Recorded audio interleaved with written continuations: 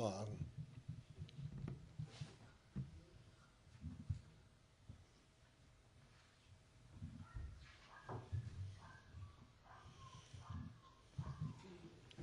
we got a private general class. All right.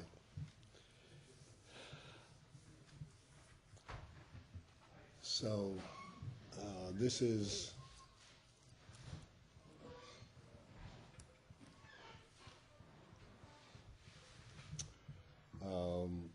the Pasha Bahar B'Chukoisai, and it's also Erev Lag Beimer.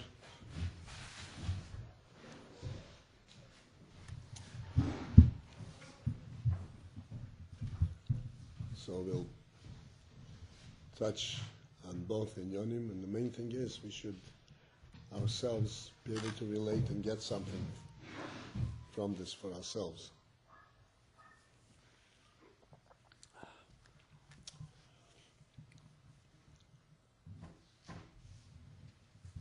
And the second Parsha, B'Chukoisei, which we didn't get to yet, now it's still in Bahar. So the Pasuk says, "In B'Chukoisei Teleichu." If you will walk in my laws, that's what B'Chukoisei Teleichu, my decrees. And Rashi says that B'Chukoisei Teleichu actually does not refer to doing the mitzvahs, follow the rules. It's talking about something else. It's talking about learning of Torah, and it's talking about learning of Torah in a very special way. It's called Amelim B'Torah. Amelim means you would labor like Omo. You would labor and exhaust yourself in Torah.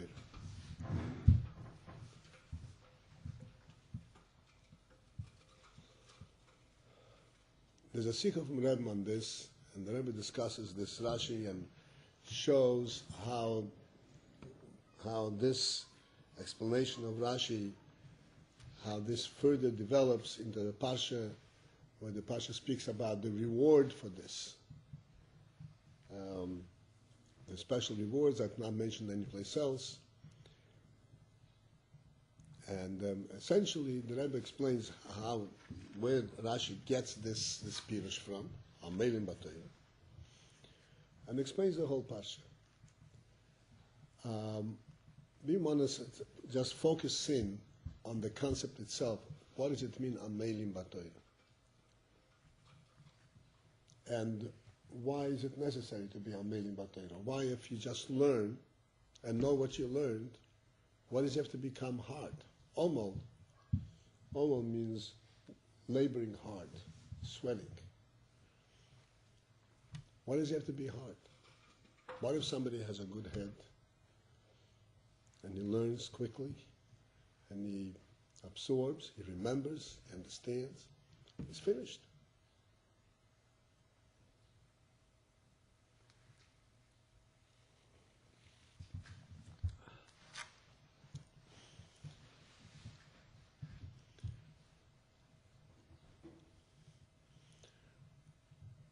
The Gemara says, Chochma yesh bagoyim ta'amin. I think I mentioned it here. Torah yesh bagoyim al ta'amin. Which means, if you're told, if somebody says, Chochma yesh bagoyim, there is Chochma, there is wisdom amongst other nations, ta'amin, you can believe it. You can accept that thought. It's possible that other nations have Chochmah. But if someone comes to and says, Torah yesh bagoyim, that there is Torah bagoyim, al ta'amin, that you should not believe. Torah is exclusively by Yidden and not bagoyim. And what's the difference between Torah and Chochmah? I think we spoke about it not long ago, but I want to find a different tack.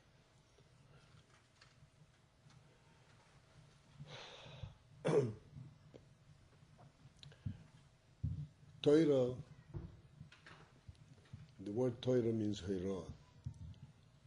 Torah means a directive,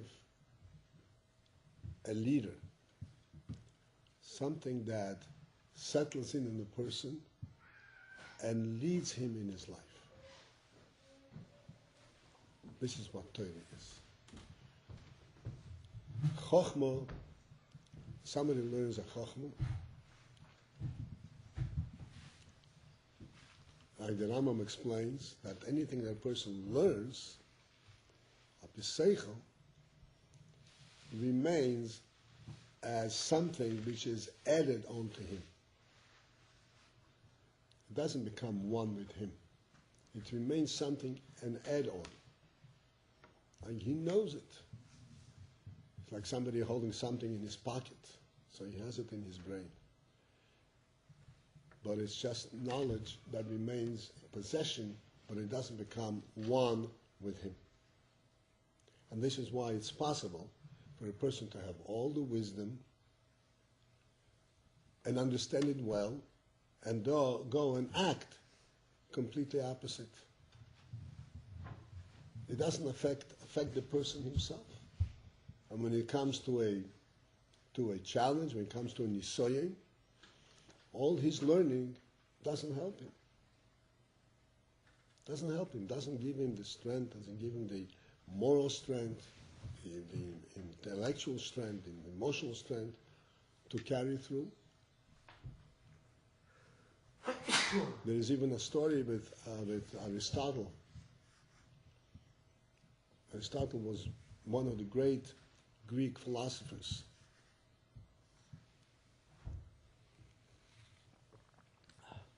A truly great philosopher.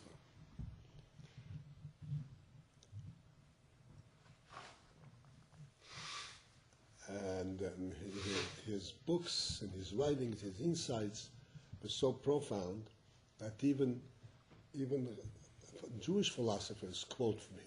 Like the Rambam quotes from Aristotle, and others that quote from Aristotle. He was really a great philosopher. And he was dedicated, his whole life was into learning, studying. And yet, there's a story that Aristotle himself was discovered doing something very immoral. And this is a man who taught morals. He taught ethics. He taught proper human behavior. And he was caught, found doing something very immoral. So his students were taken aback and says, "Our master, how is it possible?" So he said that this was my animal. This wasn't me. This was my animal. In other words, he has an animal in him, and all his learning did not affect his very self. Its learning is very wise, and he is smart, and he got into his learning,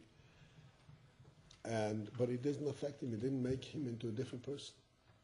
He remained the very same person as he was.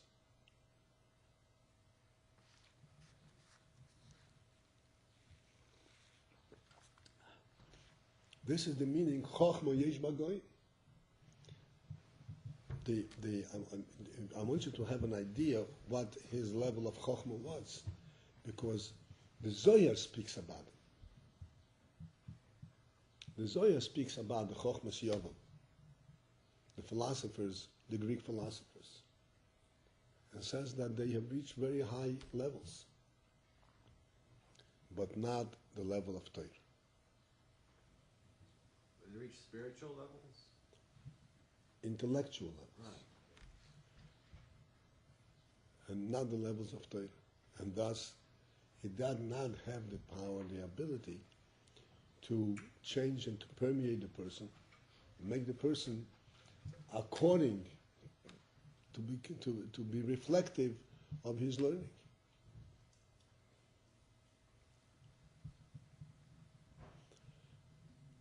Torah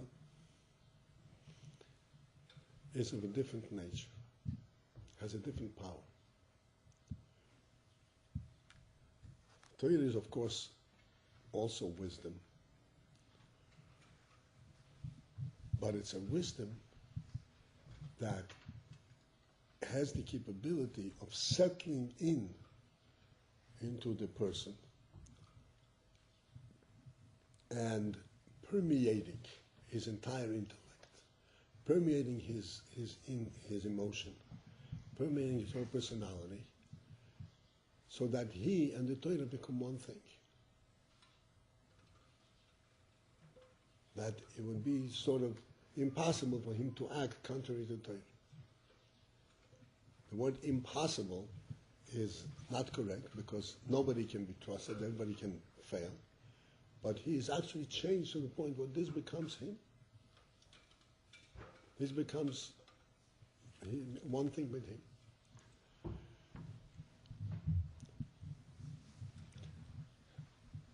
And this is the principle, this is the value of Amelim Batoira. Amelim Batoira, to labor in Torah. Labor in Torah does not mean to learn Torah to the extent that you know it very well and you know a lot of it. Labor in Torah means that one learns in such a way that he allows the Torah to affect him, so that he is changed as a result of that. There is a story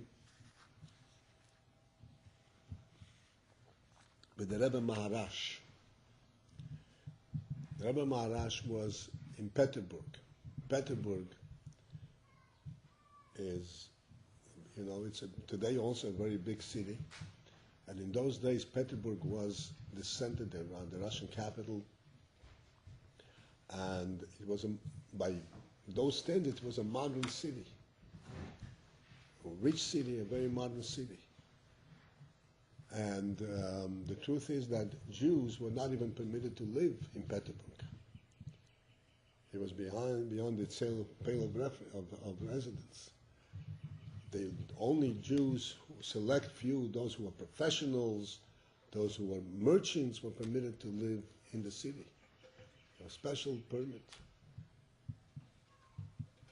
So there was this chassid from the Rebbe Maharash.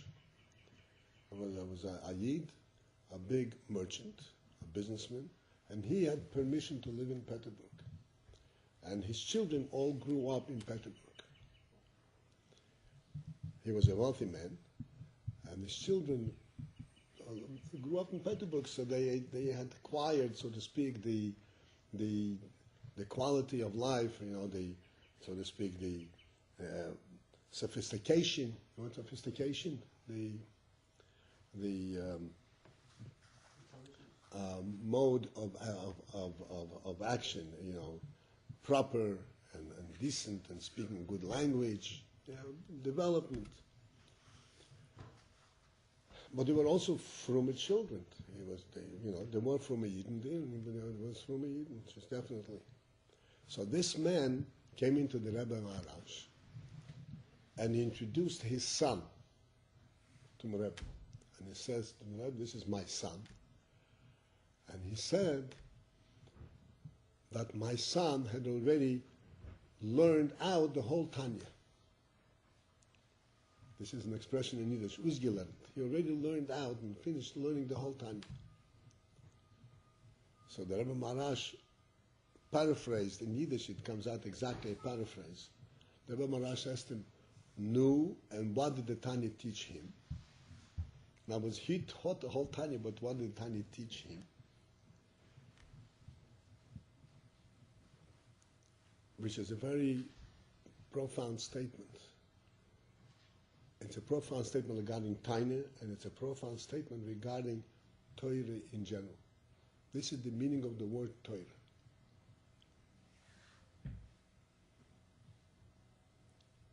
There's a pasuk that says, Zois HaTorah. This is later on, Pashas Chukas.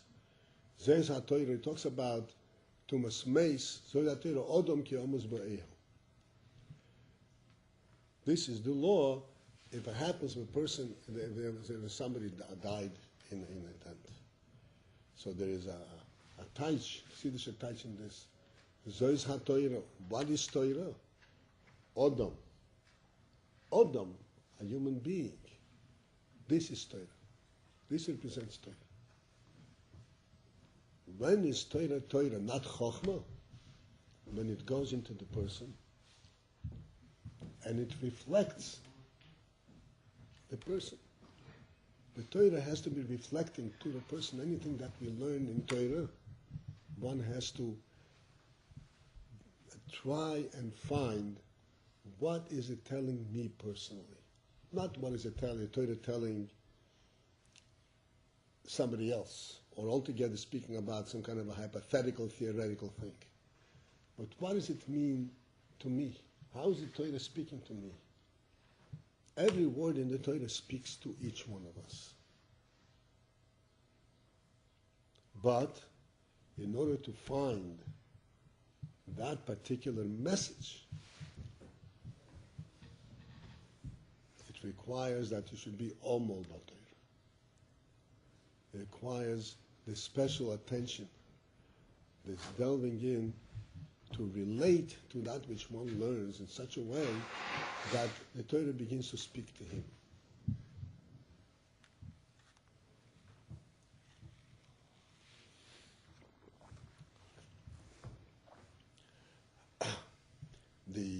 The posuk from which Rashi explains that it talks about Meilim B'Torah. The posuk, the words as I mentioned before is Im B'Chukoi Saitei Leichu. B'Chukoi Sai. What is Chukah? Chukah means a decree, a law. Normally we say Chukah is a law that we don't have an explanation for. It's a decree from Hashem that we cannot understand the reason, the explanation. It's made chukah. The word chukah, in the simple meaning of the word, is that chukah means it's engraved. There are two ways of writing. You can write ink on paper or on parchment. So then the ink and the parchment are two separate entities. And you can also engrave. You take a stone and you engrave the writing. Chukah means engraving. And this is why the chukim are called chukim. These decrees are called chukim, engraved.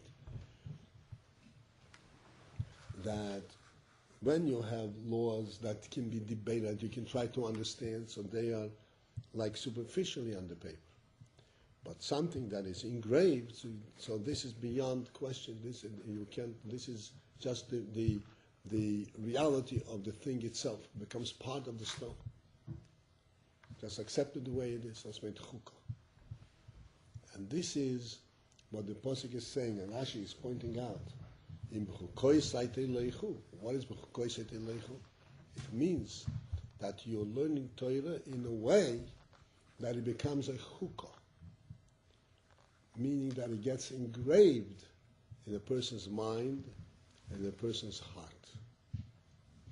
Not something that he knows, but it becomes engraved. It becomes his own thinking. It becomes part of him. Just like when something is engraved, you know what engraving is, right? Something is engraved, the writing and the stone is one thing. Two separate things.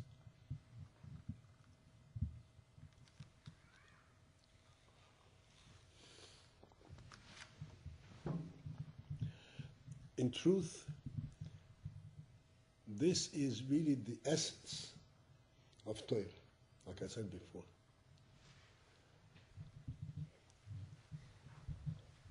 Torah is called Torah's Chaim, the Torah of life. And the Rebbe, the Friedrich Rebbe explains, when we say that Torah is Torah's Chaim, there are two types of laws that have to do with life. There's a law that is the result of life, like common law in the country. everybody who lives in a social group, there has to be rules how they operate. Without rules, things and people step on each other's toes. So these rules are the result of life. Because they have these experiences, because they have these requirements, so that results in making rules that with which they can run their affairs. Like in business, you can't have business without rules, because then people cannot trust each other, and there's no way to conduct business without you have to have a document, a start, and you have to follow through. And if there is no court that can enforce a document, you can't make a contract. Without a contract, you can't run a business. So these are all rules that support the life and result from the necessity of life. Then there's another type of rules, laws. This is the laws of the Torah. The Torah is not a derivative. Derivative is not the result of, that it's derived from life. Torah makes life. Torah's Chaim means a Torah that makes life. What makes life means like this. Very simple. To put it straight to the point. One is asleep. I don't mean asleep physically, but asleep emotionally and intellectually. He doesn't have the enthusiasm for life, doesn't have the inspiration. The Torah puts life into him and gives him an inner strength and power and brings out new strength in him that he didn't have before that he had it. It makes life. It makes a person. When a person learns Torah in the proper way,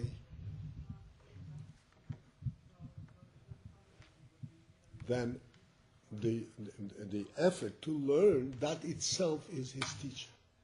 It isn't that because he has a brain, so he goes and he learns what the Torah says. It goes the other way. He starts learning and the Torah gives him a brain. The Torah gives him a heart. The Torah gives him the spirit and the inspiration to live. The Torah gives the chayes, gives the life. Because Torah touches and reaches into the very soul of the person. The brain, the understanding and the seichel of Torah is only a means. You know what it means? A keli, a handle by which you can take it in. It's like when a person drinks water. So the drinking part is only a means of getting the water inside. But the main thing is that the water comes inside and it feeds him. The drinking part is only a tool. You can't say that the cup, this is all that he has. The process, the act of drinking, it's not the act of drinking. The act of drinking is putting the water inside him, and then it wakes up and gives him the strength and wakes up all his koiches and puts water and life in him. The same thing is Torah. Torah is like water. It says Torah is nimshal olamayim, is compared to water. So that when one takes in Torah, even if he takes it reluctantly, what reluctantly means? Not very happily, not with great enthusiasm. It still goes inside and it wakes him up and gives him chayas. This is the old, very famous story of the Alter Rebbe.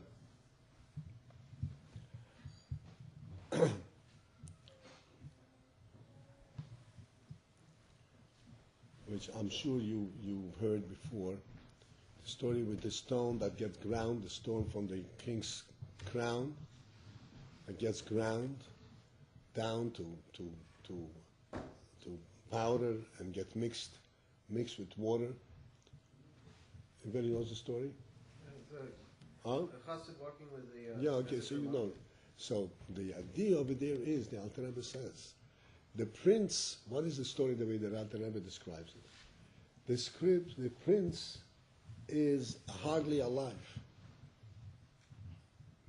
He is in a state of faint. He's in a state of faint. And in order to put this liquid into his mouth has to be pried open. It has to be forced in because he is not active. And even then, if a drop of this liquid enters his mouth, it has a chance of reviving the whole prince. So that it is not that we come to learn with enthusiasm. This is what we experience, the learning process itself. This is Chochmah of Torah. The learning process itself, this is the Chochmah of Torah. But then we have to allow this Chochmah to permeate and to enter into our inside. This comes through Omol. This is the concept of Omol, of labor, where the Omol is when one wants to become one with the Torah. And it does not stop at the fact that I already know what this says. So I know it, finished, so I'm finished. I can give the answers to the question. That's not enough. This is like the tool, this is like the process of learning. The real thing in Torah is not the process of learning, but how it gets absorbed, how you take it in. The chekiko, that which, how it gets embossed and engraved in the person. This is the Omol. So that even after that one had learned something, a piece of Torah, and he knows it very well, now first begins the time of absorption. Now first begins the time when he starts reflecting, okay, what did I learn? And what does it mean to me? Like the answer to this boy, he learned the whole Tanya. But now he has to reflect, what did the Tanya teach him? How did the Tanya affect him? How did it change his thinking? How did it change his attitude to life?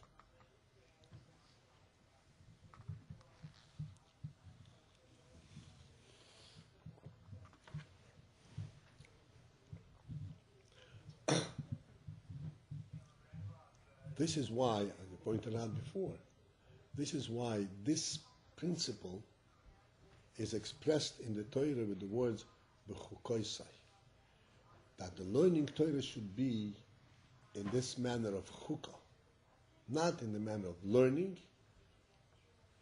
but being engraved. Like I mentioned before, Zois HaTorah Odo. I have to find in every aspect of Torah the Odo. Every person has to find himself, how the Torah speaks to him. What does it mean to him? When you try to absorb that which you learn and look from that how it speaks to you, this is first the beginning of Omol. This is first the beginning of laboring. Because before that, it's just an exercise, just learning. When it starts digging into the person, and he begins to digest it, and he begins to follow through on its teaching to him, this is when he begins to sweat. That's what Omol. Because he wakes up and he says, well, wait a second. This is telling me, it's changing it's telling me to change my whole attitude. My whole thing to view on life. This is Omol. This is when it begins to sweat. Because it begins to affect him. Torah, even though this is something which is difficult, which is Omo, but this is when the Torah becomes a source of life. Torah's Chaim, this is when the Torah becomes a source of life. This is when the Torah actually has the effect of uplifting the person and giving him new enthusiasm, new spirit that he didn't have before and I didn't know before. All of a sudden he begins to think, to look at life and at the world and on himself totally differently. Because he's got this ground stone in him. But it doesn't come easy. It comes through Omo. And this is when a person begins to first realize, I'm learning all of this, but actually I and this which I learn are really very far apart. I don't think the way the Torah thinks. And one has to start examining himself and applying that which you learn to his own mind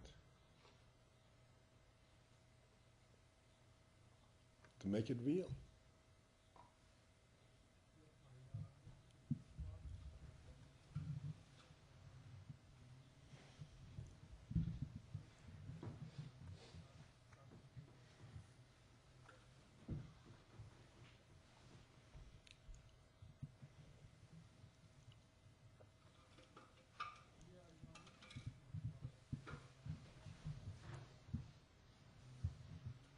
To take an example, in Antike Parsha we have a deen that you come into Eretz Yisrael, right in the beginning, the heart, you have the come into Eretz Yisrael, so you work the field for 6 years, and the 7th year you let it fall. You don't work the field. So this is a nice thought, and it makes sense. You explain all kinds of different things. It's like Shabbos, it's holy, and all kinds of different things. But then you have to think, what does this really mean? This means, like we also learned about Yovel, you learn that the land belongs to Hashem, doesn't belong to me. I own land, but it doesn't belong to me. I'm only a renter. I'm a guest. And Hashem lets me use his land. Like, okay, you sell land, you buy a piece of land, but then it goes back to the original owner. What do you mean it goes back? I bought it. You become imbued, you become permeated and chukah in the principles of how Torah looks at the world. Instead of thinking that the world is a hefker, belongs to no one, and the piece of land that I bought is my land forever. The Torah says that's not the case. You and everybody else are guests in this world. And therefore, when you buy a piece of land, Hashem says you bought it for a period of time, and afterwards it has to go back to the original owner, where the Rebbe set it up.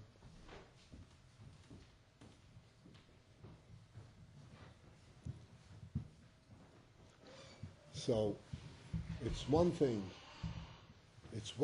to follow through what the Rebbe said. There's a mitzvah in the Torah, I should give the land back. I must do it. But Amelim b'Torah means not just I must do it, but actually reflect to yourself that this becomes your way of thinking. That you realize, you recognize this truth in your own thinking. That's what Amelim b'Torah. That how do you view your own world and your own possessions in your own life, you recognize that you are a guest here. And that everything that you have, you are really in the Mebish's world.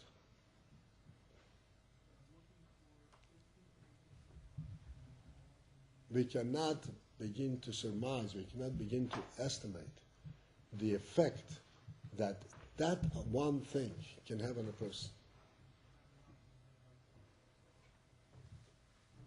How this uplifts a person, how it gives a person a tremendous amount of chayus and enthusiasm for life. In everything. Like we always mentioned, the experience of the sunrise. A new day. The Rebbe made a new day. Let's wake up to the new day. Things become real. It's a completely different experience in life. The Torah brings life to you. Not that you've learned it and you go on. The Torah permeates a person, changes the whole attitude and the whole view of life. This is Pshat Omol B'Torah. You learn something and then you reflect, okay, how do I see it? Do I relate to it? Do I really understand it on a personal basis? And then when that becomes, when you start attempt to make it personal, that's when Omol, beginning of Omol B'Torah starts. That's when it's real, the first beginning of really laboring in Torah. Making yourself part, making the Torah part of you, making you part of Torah.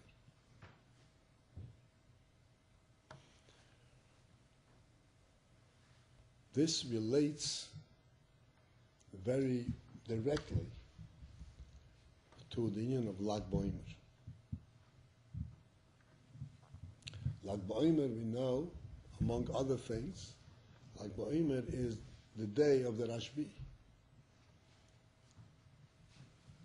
The one thing that the Gemara says about the Rashbi was a Tan, was a holy Tan, amongst many other Tanoi. But he was unique even amongst the Tanoi. Amongst Tanoim itself, the Rashbi was unique.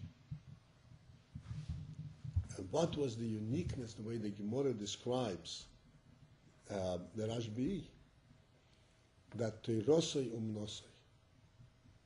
That his Torah was not in any way separate from him. His Torah was one thing with him completely. In other words, he learned the Torah, he learned Hashem's word, and that Hashem's word became he. Not something that he knew, but became part of him. That's where the Gemara brings down the story. That there was a time that people needed rain. It's a soil. When there is a drought, when there's a lack of rain, the rain doesn't come on time, it's a very big, very difficult thing because the soil depends on rain. And the rain has to come on time. And the rain wasn't coming, so they came to the Rashbi. The Gemara tells various stories of other Tanoim. When they came to needed rain, so he prayed, and he made a nether, all kinds of different things. The Rashbi did something else completely. The Rashbi came out and he said Torah. He said the Torah and the Posek, Hinei Matev Anoim Shevasachem Kam Yochad. And rain came. Because with the Rashbi, his Torah was one thing with him, was one thing with the world. It was not something like that is separate, that's something higher. And therefore, normally you have to pray for rain. Rashbi didn't pray. He learned Torah, and the Torah was become part of his world, and the Torah brought down rain.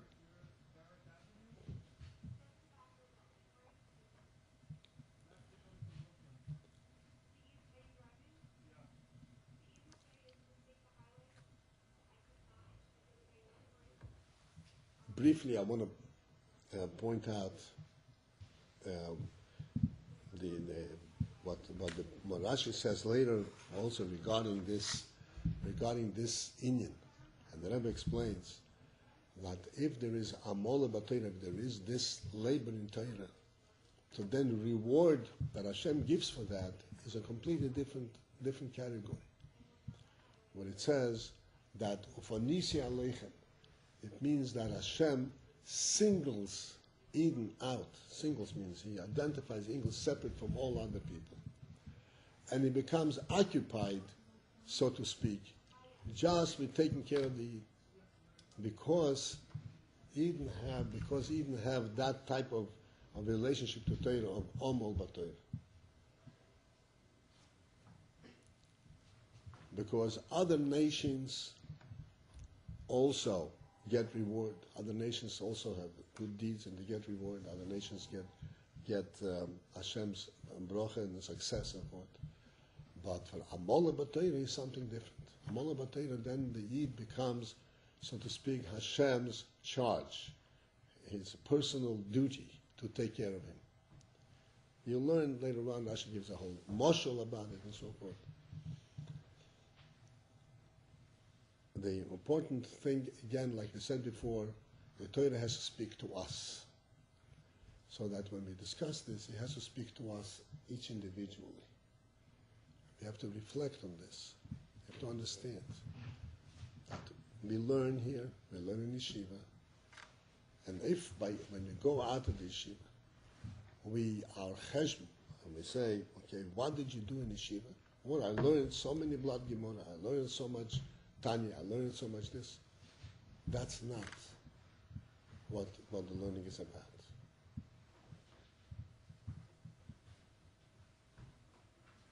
This is not. It's a good thing to know, but this is not what the opportunity that the yeshiva gives, where you can sit and learn a whole day without worry. This is not what the yeshiva is about.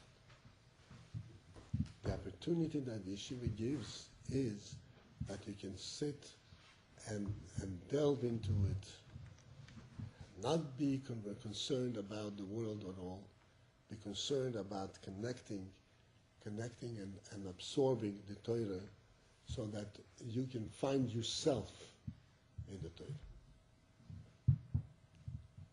Find how Torah speaks to you. And find how the Torah is reflected in your own thought and your own mind. Then, this is when the Torah really goes inside, and this is when the Torah gives one the highest, and the Torah becomes a source of life, rather than another tool in life.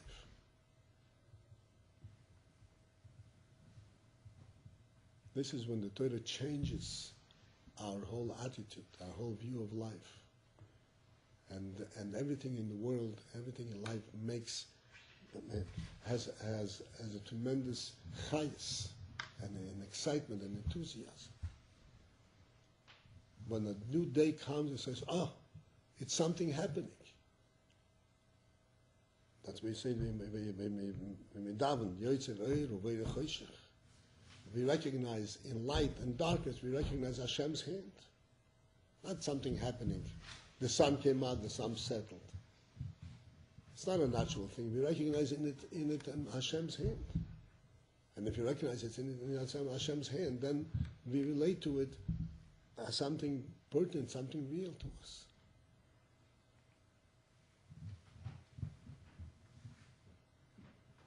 This is the message of today's Parsha. And this is also the teaching of the Rashbi and Lag Boimer. And this is why, when the Rashbi, Lag Boimer, which is actually his Yortzeit, it's the day of his passing. So it should be kind of a sad day. And Rashbi asked that in the day when he's passing, they should make a big feast. They should make a chasana. They should rejoice.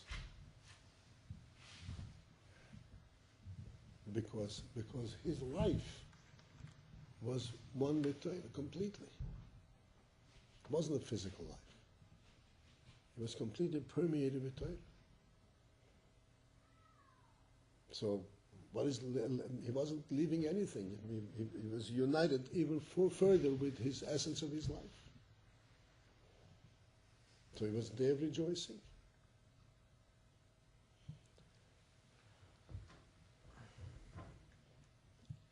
But for us, for our purposes, and the thing which I want to emphasize here is that everyone here has to reflect and utilize this time that we have here, whether it's a day, a week, or a month, or a year. Whatever time one has in yeshiva, it is for the purpose of absorbing the Torah inside and to reflect that the thoughts of Torah, how they reflect in me. Then you are taking it inside and it becomes a source of life. And when you come out in the world, you have the strength to face the world down and to carry on with your life. Instead of being moved and shaken by everything in the world. Because you become a healthy, a person with internal life, not just external.